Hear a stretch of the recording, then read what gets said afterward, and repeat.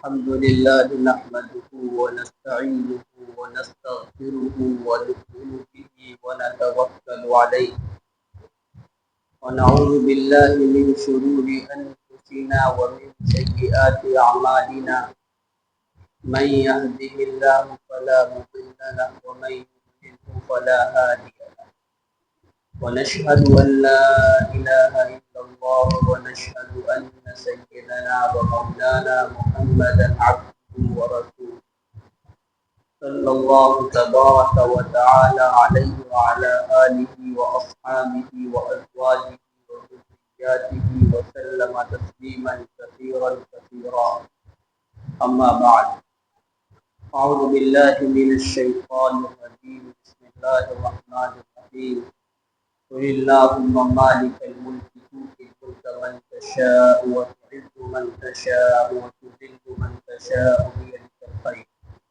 إنك على كل شيء قدير اللهم صل على سيدنا محمد وعلى آل سيدنا محمد وبارك وسلم اللهم صل على سيدنا محمد وعلى آل سيدنا محمد وبارك وسلم جزا اللہ عنا محمد ما هو اہلہ صلی اللہ علیہ وسلم۔ میرے محترم بزرگوں اور دوستوں، اللہ تبارک و تعالی نے اس آیت مقدسہ کے اندر ایک دعا سکھلائی ہے جس میں اللہ تبارک و تعالی نے اپنے پیغمبر صلی اللہ علیہ وسلم کو خطاب فرمایا اور کہا کہہ دیجئے اے میرے پیغمبر صلی اللہ علیہ وسلم کہ اے اللہ، آپ ہی سارے کائنات کے مالک ہیں، سلطنت آپ کی، حکومت آپ کی، ریاست آپ کی، اور آپ ہی ہر شے کے مالک۔ جس کو آپ چاہتے ہیں بادشاہت عنایت فرما دیتے ہیں اور جس سے چاہتے ہیں بادشاہت چھین لیتے ہیں۔ اللہ تبارک و تعالی کے ہی ہاتھ میں تمام تر بھلائیاں ہیں اور وہ ہر شے پہ قادر، جو وہ چاہے وہ کرے، اس نے جو چاہا وہ کیا، چاہ رہا ہے وہ کر رہا ہے، جو چاہے گا وہ کرے گا۔ کوئی قوت نہیں، کوئی طاقت نہیں جو اسے روک سکے ٹوک سکے، مالک ہے، جو چاہے وہ کرے۔ تو یہ ایک دعا ہے جو اللہ کے نبی صلی اللہ علیہ وسلم کو سکھائی گئی کہ اس طریقے سے آپ تعلیم کریں اپنی امت کو، وہ اس طریقے سے دعا مانگے کہ اے اللہ، آپ ہی مالک ہیں، آپ ہی خالق ہیں، جسے چاہیں آپ دے دیں، جس سے چاہیں آپ چھین لیں، اور تمام تر بھلائیاں آپ ہی کے ہاتھ میں ہیں، آپ ہر شے پہ قادر ہیں، جو چاہے وہ آپ کر سکتے ہیں۔ بہرحال اللہ تبارک و تعالیٰ نے یہ دعا سکھلائی۔ عزتیں اور ذلتوں کا مالک اللہ ہے۔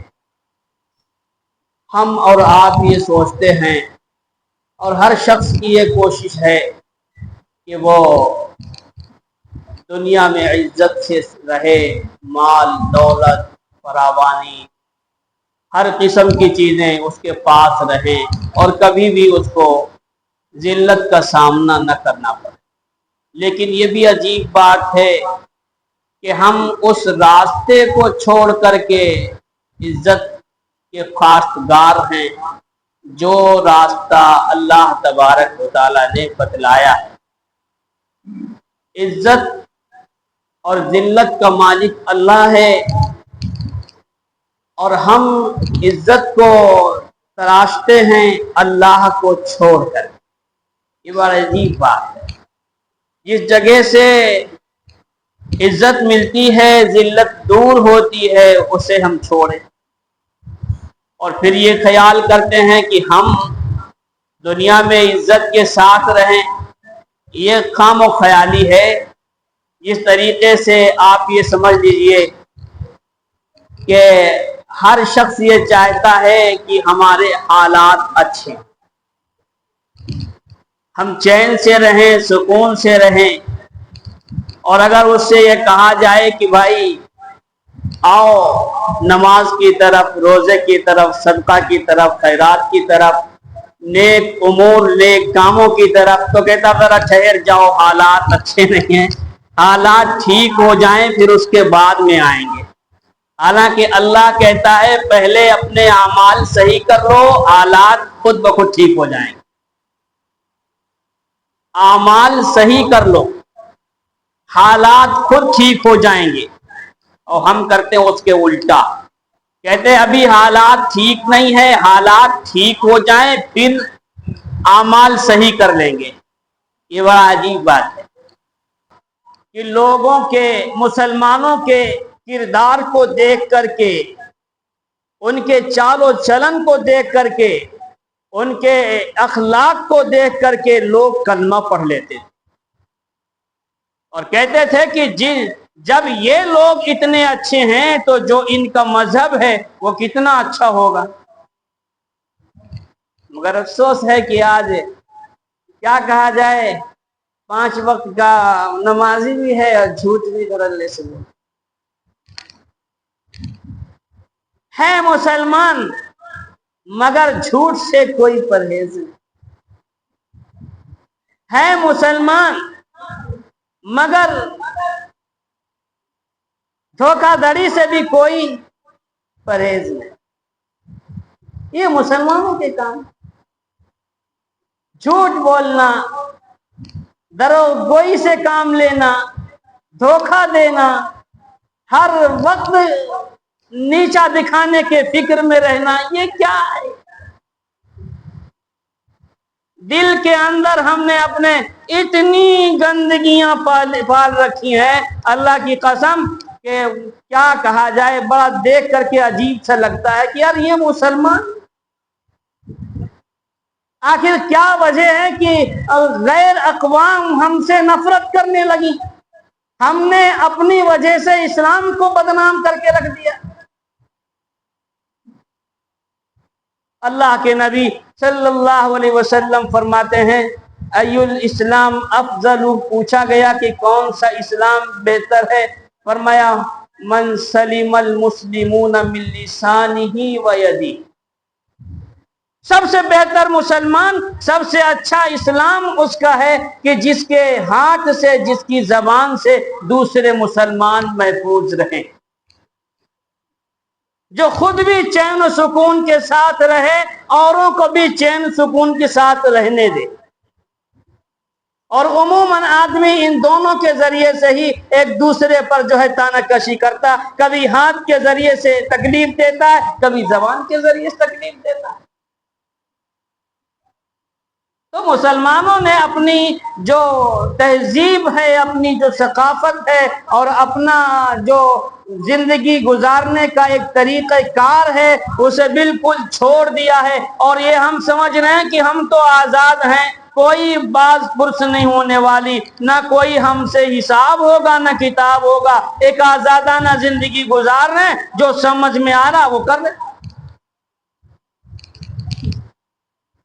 اگر میں آپ سے ایک سوال کروں تو آپ یہی جواب دیں گے نا کہ ہم سب کون ہیں؟ تو کہتے ہیں ہم سب اللہ کے بندے، ہم سب اللہ کے بندے ہیں. حضور اکرم صلی اللہ علیہ وسلم کے غلام. اور بندہ کے معنی ہی آتے ہیں غلام کے. اور غلام وہ ہوتا ہے جس کو اپنے کسی بھی کام پر کوئی بھی اختیار نہیں ہوتا، مالک کو ہوتا ہے. مالک ہے، غلام غلام ہے. ہم اور آپ سب غلام ہیں اللہ کے. لیکن حال یہ ہے کہ کہتے ہیں منمانی اپنی. جب ہم غلام ہی ہیں تو پھر ہماری مرضی تو نہیں چلے گی، اللہ کی چلے گی.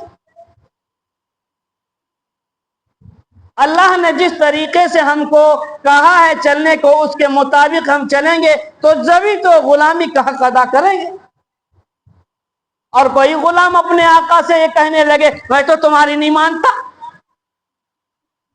جو میری مرضی ہوگی میں وہ کروں گا۔ اب آپ بتائیے، غلام کی مرضی کوئی مرضی نہیں ہوتی، آقا کی ہوتی ہے۔ یعنی اللہ تبارک و تعالی جو ہم سے اور آپ سے مطالبہ کرے بہرحال اسے ہمیں پورا کرنا ہے، تو ہم اس کے بندے ہیں، اور اس کی ماننا نہیں تو پھر ہم بندے کہاں رہے، پھر ہم غلام کہاں رہے۔ کہتا ہے کہ ٹھیک ہے، کبھی آپ کی مانیں گے، کبھی ہم اپنی منمانی کریں گے۔ تو اصل بات یہ ہے کہ بھائی اللہ تبارک و تعالیٰ نے ہمیں اور آپ کو جو دین دیا ہے، جو شریعت دی ہے، اس کے مطابق جب زندگی گزاریں گے جبھی ہمیں آپ کو عزت ملے گی، اور اس راستے سے ہٹ کر کے زندگی گزاریں گے تو پھر عزت نہیں ملنے والی۔ ہر چیز میں اگر آپ کو عزت درکار ہے تو شریعت کا اتباع آپ کو کرنا ہی کرنا۔ لوگ کہتے ہیں بڑا حالات سے دو چار ہوں، پریشان ہوں، کماتا ہوں، پیسہ آتا ہے چلا جاتا ہے، پتہ ہی نہیں چلتا کہاں چلا جاتا ہے، بیماریوں نے پریشانیوں نے گھیرا ڈال رکھا ہے، چھوڑتی نہیں ہے، ایک صحیح ہوا دوسرا گر گیا، دوسرا صحیح ہوا تیسرا گر گیا، بڑا پریشان ہوں، اور پھر بھاگتا ہے عاملین کی طرف،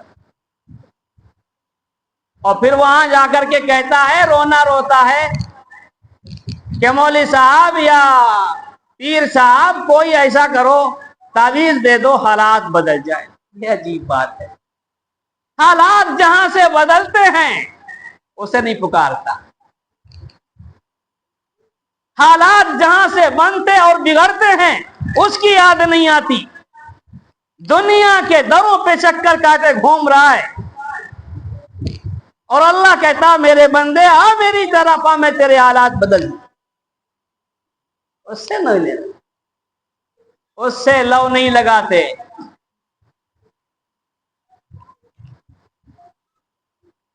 بہرحال اللہ تبارک و تعالی نے ہماری اور آپ کی زندگی گزارنے کے لیے باقاعدہ ایک راہ عمل رکھا ہوا ہے، جس کے مطابق ہم زندگی گزاریں گے تو دنیا میں بھی ہم کامیاب ہوں گے اور آخرت میں بھی کامیاب ہوں گے، اور اس راستے کو چھوڑ رکھا ہے،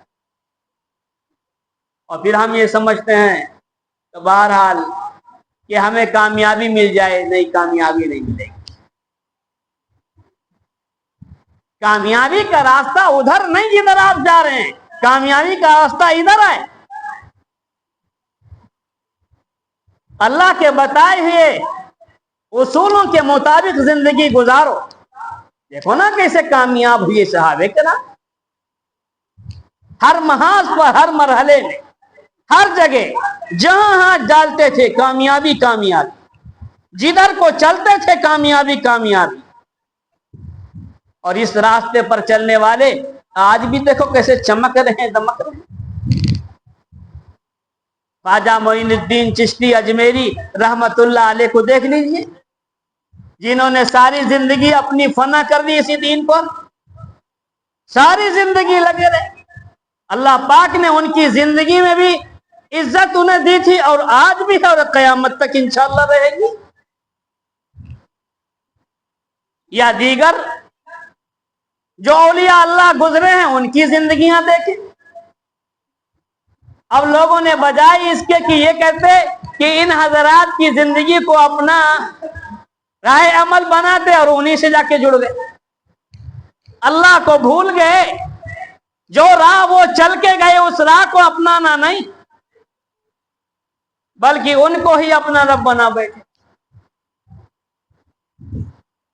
تو میرے بھائی میں یہ بتا رہا ہوں کہ آج ہر شخص چاہتا ہے کہ ہم عزت کے ساتھ زندگی گزاریں، مگر سوال یہ ہے کہ عزت کے ساتھ زندگی گزارنا چاہتے ہیں تو پھر کون سا راستہ اختیار کریں، کس راہ پر چلیں جو ہمیں عزت ملے۔ عزت تو اللہ پاک نے محمد کریم صلی اللہ علیہ وسلم کے قدموں تلے رکھی ہے۔ اور ہم جاتے ہیں دنیا کے درباروں میں چکر لگانے کے لیے اور چاہتے یہ ہیں کہ ہمیں عزت مل جائے، کبھی عزت نہیں ملنے والی۔